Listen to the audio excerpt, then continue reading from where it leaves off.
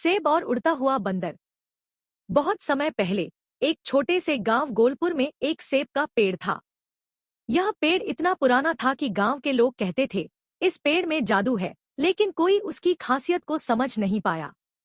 गांव के बच्चे इस पेड़ के नीचे खेलते थे, लेकिन सबसे ज्यादा मस्ती करता था मक्कू बंदर। मक्कू पूरे दिन पेड़ पर लटकता, झूलता और पकते हुए सेब चुराकर खा जाता। एक दिन मक्कू बहुत भूखा था। उसने पेड़ पर चढ़कर सबसे बड़ा और लाल सेब तोड़ा। जैसे ही उसने पहला टुकड़ा खाया, अजीब सी बात हुई, वो हवा में तैरने लगा। मक्कू डरते हुए चिल्लाया, अरे, मैं गिर तो नहीं जाऊंगा? लेकिन मैं गिर क्यों नहीं रहा?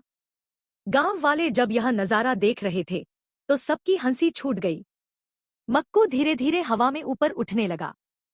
पहले तो मक्कू डरा हुआ था, लेकिन फिर उसने मजे लेने शुरू कर दिए।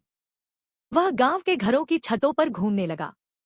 कभी वह मछुआरे की नाव पर बैठ जाता, तो कभी कुम्हार की चक्की पर चक्कर काटता।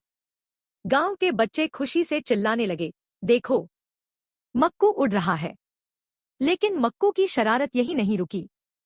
उसने गांव की चिड़िया का घोंसला उल्टा कर दिया, गाय के सींग पर झूला डाला और मटकी वाले के सिर पर सेब फेंक दिया। गांव का एक बूढ़ा दादा मुस्कुराते हुए बोला, यह सेब जादुई है। इसे खाते ही हवा में उड़ने की ताकत मिलती है।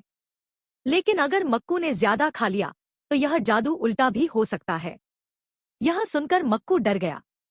उसने सोचा, अगर मैं वापस नीचे नहीं आया, तो क्या होगा? मक्कू ने बाकी सेब नीचे फेंक दिए और सबसे ऊंचे पेड़ पर बैठ गया। जैसे ही उसने गहरी सांस ली, जादू खत्म हो गया और वह धीरे धीरे जमीन पर उतर आया। अब गांव के बच्चे हर दिन उस पेड़ के नीचे आते और गिरने वाले सेबों को लेकर हंसते खेलते। लेकिन मक्कू ने कसम खाई कि वह अब जादुई सेब नहीं खाएगा। सीख: शरारत मजेदार हो सकती है, लेकिन हर चीज की एक सीमा होती है, और कभी-कभी जो दिखता है, वह जादू से भी बढ़कर होता है। समाप्त।